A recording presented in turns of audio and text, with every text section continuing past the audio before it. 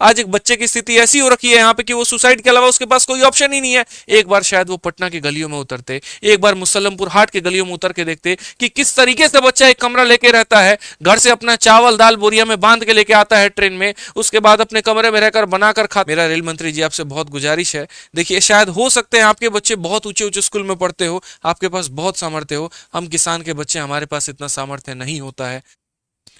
जय हिंद दोस्तों, जैसा कि आप सभी को पता है कि अभी आरआरबी एएलपी की वैकेंसी आई है और इसके लिए बच्चे काफी ज्यादा परेशान है, काफी ज्यादा चिंतित है। सरकार ने जो वादा किया था अपने साथ में, उस वादे पर बिल्कुल भी खरी नहीं उतरी है और इससे बच्चों को काफी ज्यादा ठगा हुआ महसूस हो रहा है। एक बच्चा जो काफी सालों से मेरे भाई तैयारी कर रहा है, आज जब ये वैकेंसी आई तो उसके पैर के नीचे से पूरा जमीन खिसक गया है, उसके सारे अरमान वहीं धरे के धरे रह गए हैं। जो वो अपने फोन पर अपने माँ बाप को बोलता था कि हम तैयारी कर रहे हैं, आज वो बोले तो क्या बोले?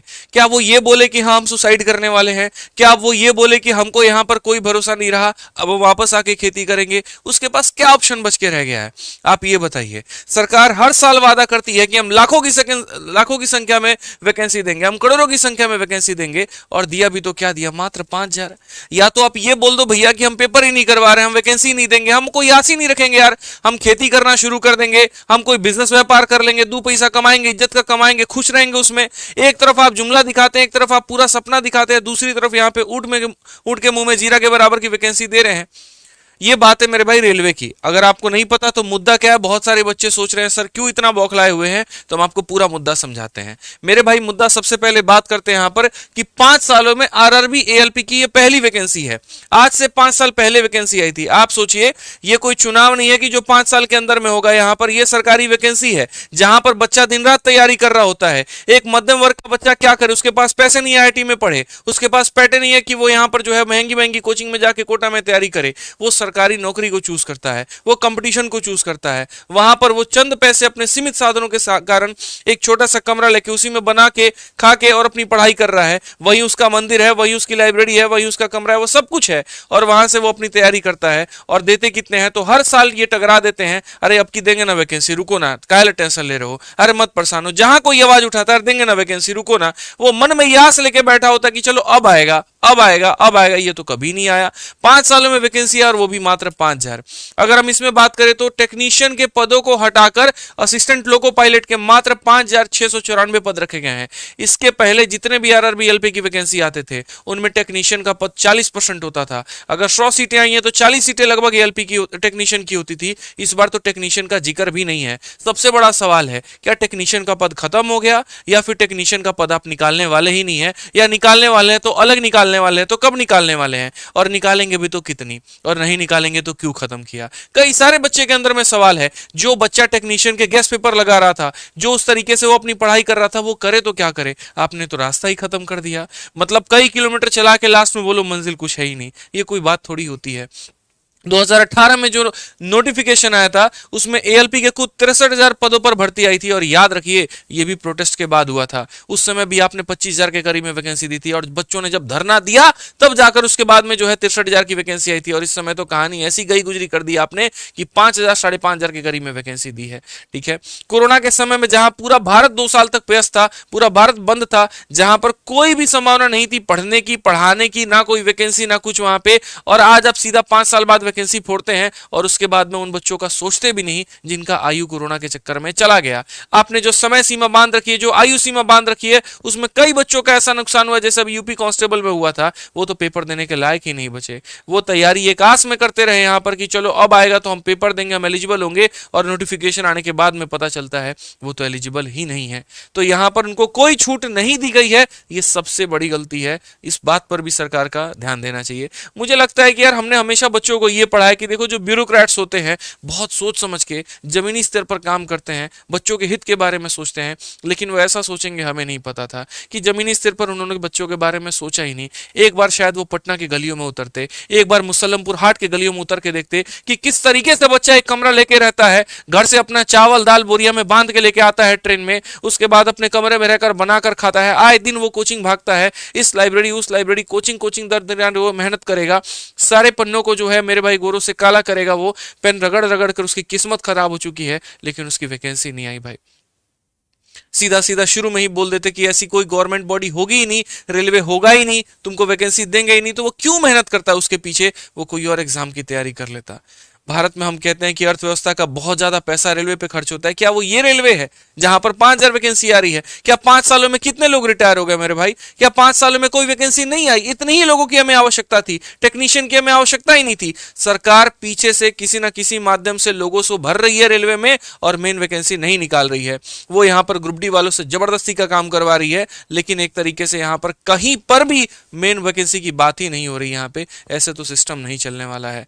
मेरा रेल मंत्री जी आपसे बहुत गुजारिश है, देखिए शायद हो सकते हैं आपके बच्चे बहुत ऊंचे ऊंचे स्कूल में पढ़ते हो, आपके पास बहुत सामर्थ्य हो, हम किसान के बच्चे, हमारे पास इतना सामर्थ्य नहीं होता है, हमारे पास इतना पैसा नहीं होता कि हम इतने बड़े बड़े यूनिवर्सिटी से डिग्री ले फॉरेन पढ़ाई करने चले जाए, और हमारे पास इतना सामर्थ्य नहीं है कि हमारे खाते में लाखों पैसे आते रहे। हम तो एक सरकारी नौकरी के आस में जीते हैं, मेहनत के दम पर लेते हैं, कंपटीशन लड़ाते हैं, भारत में लाखों बच्चों से कंपीट करते हैं, तब उसमें अपनी हक एक नौकरी लेके चले जाते हैं। उसमें फालतू का ज्ञान नहीं चाहिए कि एक सीट तुम्हारी, एक सीट लेकर जाओ, एक सीट नहीं है हमारी इसमें। यहाँ पर क्या कोई फाइट करेगा, कोई क्या पढ़ेगा? यहाँ पे पढ़ना लिखना ही छोड़ेगा एक बच्चा। आज एक बच्चे की स्थिति ऐसी हो रखी है यहाँ पे कि वो सुसाइड के अलावा उसके पास कोई ऑप्शन ही नहीं है। ऐसे ऐसे उसके मन में ख्याल आ रहे हैं, रात भर मेरे भाई नींद नहीं आया मुझे यहाँ पर ये सुन के। तो बच्चे के मन में क्या बीत रहा होगा जरा सोचिए। अरे हम तो टीचर है, कुछ भी पढ़ा लेंगे, लेकिन बच्चा कुछ भी थोड़ी पढ़ सकता है। उसको तो जिस फॉर्म का वो तैयारी कर रहा था उसको वही पढ़ना है, वही पेपर देना है, वो क्या करेगा यहाँ पे? तो सबसे बड़ा सवाल यहां पर यह कि वैकेंसी अधिक क्यों होनी चाहिए, क्यों ना हो वैकेंसी अधिक? पिछली बार और इस बार की भर्ती में 5 सालों का अंतर है। अगर आप हर साल वैकेंसी निकालते, अगर आप हर साल यही 5,000 भी वैकेंसी निकालते ना, मन में संतोष लेके चलते, कोई दिक्कत की बात नहीं। आप साल का कैलेंडर निकालते हैं, कोई परेशानी की बात नहीं है। 5 साल के बाद वैकेंसी निकाल रहे हैं, मन में ख्याली पुलाव बना हुआ है यहाँ पे, और उसके बाद 5,000 का वैकेंसी लाके थोप के फेंक दिए हैं। अब मौका भी बहुत बढ़िया ढूंढे आप यहाँ पे कि इस समय जो है यहाँ पर कोई कुछ बोलेगा नहीं, क्योंकि मामला कहीं और पे शिफ्ट हुआ पड़ा है। तो ऐसा नहीं हो सकता, ये गलत है और ऐसा होने नहीं देंगे। इस बात का ध्यान रखिएगा। जरूरत पड़ेगा तो डिजिटल प्रोटेस्ट, जरूरत पड़ेगा तो फिजिकल प्रोटेस्ट, जिस हद तक जाना होगा उस हद तक आज उसका बड़ा भाई जो है, मैं आदित्य रंजन, आप सभी के साथ मेरे भाई खड़ा हूं, सभी बच्चों के साथ आपके साथ खड़ा हूं। जिस भी सिचुएशन तक जाना पड़े वहां तक चलेंगे, लेकिन इस वैकेंसी को बढ़ा के रहेंगे। या तो वैकेंसी बढ़ाओ या अपनी वैकेंसी अपने घर लेके जाओ, नहीं चाहिए भाई वैकेंसी ऐसी, ठीक है। दूसरी बात यहां बात करेंगे तो रेलवे में लोको पायलट के काफी पद खाली हैं, और यहां पर काम जो है वो टेंडर के आधार पर या अलग अलग तरीके से करवाया जा रहा है। लोको पायलट की बात ना करके और भी रेलवे के कई सारे डिपार्टमेंट में अगर आपको कराना ही है तो इसकी परमानेंट वैकेंसी निकालिए, सही तरीके से इसकी भर्ती करवाइए, परीक्षा करवाइए, और तब जो है यहां पर इस पोस्ट को फिल करिए। तीसरी अगर हम बात करें तो ITI जैसी विशेष योग्यता धारकों के पास वैकेंसी का एकमात्र सहारा होता है। मैं बिहार से हूं, मैंने वहां पर देखा है बच्चों को, पूछते हैं कि क्या कर रहे हो, तो सर ITI कर रहे हैं। क्यों कर रहे हैं? लोको पायलट की बहाली आएगी ना, तो उसके लिए हम ITI कर रहे हैं, क्योंकि उसमें योग्यता ये मांगता है। और वैकेंसी भी कितनी आई है, तो सिर्फ 5,000। आप एक बार जरा यूनिवर्सिटी का रिपोर्ट उठा के देखिए, पूरे बिहार से अकेले अकेले, बिहार की हम बात कर रहे हैं, एक बिहार से मेरे भाई अकेले कितने एक साल के अंदर में कितने बच्चे ITI पास करते हैं। और आपने वैकेंसी देते वक्त एक बार भी ये सोचा कि उन बच्चों का क्या होगा? भला आप सोचेंगे भी क्यों? क्या नाता है आपका उनसे? सिर्फ तो जुमला ही देना है, चुनाव कराना है, जीतना है, बस आपको ऊपर में बैठे रहना है। ऐसे तो नहीं हो पाएगा ना भाई, ऐसे पॉसिबल ही नहीं है सर। इस बात को आप ध्यान रखिए। तो इसके लिए जो हम सभी बच्चे हैं एक साथ इकट्ठा होते हैं, और उसके बाद में यहाँ पर सरकार के अगेंस्ट जितना भी हो पाएगा वो हम करेंगे। और बात सरकार के अगेंस्ट की नहीं है, बात यहाँ पर है अपने हक की लड़ाई लड़ना। हम कुछ गलत नहीं कह रहे हैं, जो हमारा हक है हम वही लड़ेंगे। अगर मान लीजिए कि मेरे पापा से मेरा जो हक बनता है, मेरी माँ से जो मेरा हक बनता है, मैं उनसे नहीं बोलूंगा तो किससे बोलूंगा? ये वैकेंसी सरकार के द्वारा है, तो हमारा जवाब भी सरकार से ही बनता है, और हम सरकार से नहीं कहेंगे तो किससे कहेंगे? तो अब तो मेरे भाई एकदम ट्विटर कैंपेन के लिए उतरना ही पड़ेगा। देखिए आप सभी बच्चों को एक छोटी सी बात हम बताते हैं। हमें यहां पर सरकार तक अपनी बात पहुंचानी है, और एक माध्यम से हम सरकार तक अपनी बात नहीं पहुंचाएंगे। हम लोग पहले इसके लिए डिजिटल प्रोटेस्ट करेंगे। अगर वहां पर ये बात हमारी नहीं सुनते हो तो उसके बाद हम फिजिकल प्रोटेस्ट भी करेंगे। अगर वैसे भी ये बात नहीं सुनते हैं तो हर न्यूज में, हर सोशल मीडिया पे, हर प्लेटफॉर्म पे, हर नेता मंत्री, हर जगह तक हम पहुंचेंगे। और अगर वहां तक भी बात समझ में नहीं आई तो हम सर को पर भी उतरेंगे मेरे भाई, ये भी एक सावधान है। हर टीचर से हमारी बात हो रही है, अभी एसके झा सर से भी हमारी बात हुई, और भी टीचर से सभी से बात हुई हमारी, और जिस तरीके से वो सभी चिंतित हैं, ये मेरे भाई अपने आप में एक बहुत बड़ा विषय है। तो ये हमारे लिए कोई भी शांत नहीं बैठने वाला, हम सब जो है बेचैन है, और हम सब यहाँ पर लगे रहेंगे, मैं आपको ये बात बताता हूँ। तो इसके लिए सबसे पहले कल सुबह हम करेंगे ट्विटर कैंपेन, और ट्विटर कैंपेन का हमारा ये हैशटैग होगा इंक्रीज रेलवे ALP वैकेंसी। आपको इसके ऊपर ट्वीट करना है, इसके ऊपर नहीं करना। इंक्रीज रेलवे ALP वैकेंसी, यहां देख लीजिए, आई कैपिटल है, आर कैपिटल है, ए कैपिटल है, वी कैपिटल है मेरे भाई यहां पे। और 20 जनवरी सुबह 10 बजे, 20 जनवरी 2024 को सुबह 10 बजे से कैंपेन शुरू करेंगे।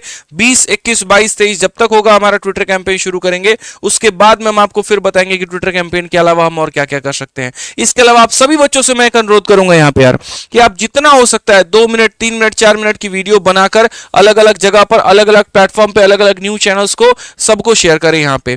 इसके अलावा अगर और भी होगा प्रावधान तो हम आपको वो भी आने वाली वीडियो के अंदर में बनाएंगे। आप चैनल को सब्सक्राइब कर लीजिएगा, फॉलो कर लीजिएगा, क्योंकि यहां पर अब ये बड़ा घमासान है, अब यहां पर हम लोग रुकने वाले नहीं है भाई।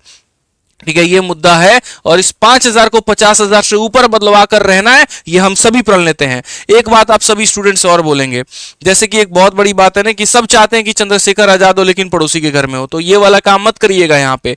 ठीक है, आपको मेरे भाई अपने लिए खुद ही आगे आना पड़ेगा। अगर कोई टीचर आपके लिए वीडियो बना रहा है ना, मैं छोड़ो कोई भी टीचर होगा, उसको सपोर्ट करो। वो आपके लिए लड़ रहा है, वो आपके हक के लिए लड़ रहा है, वो आपके लिए कह रहा है, और अगर आप नहीं आओगे ना तो धीरे धीरे उसका मनोबल टूटेगा, उसकी हिम्मत टूटेगी और वो खुद पीछे हो जाएगा। एक टीचर के सपोर्ट में कई सारे बच्चे होते हैं और अगर उसका मनोबल टूटा ना तो फिर मेरे भाई पूरा न्यू जो है, जो फाउंडेशन है, वही खत्म हो जाएगा।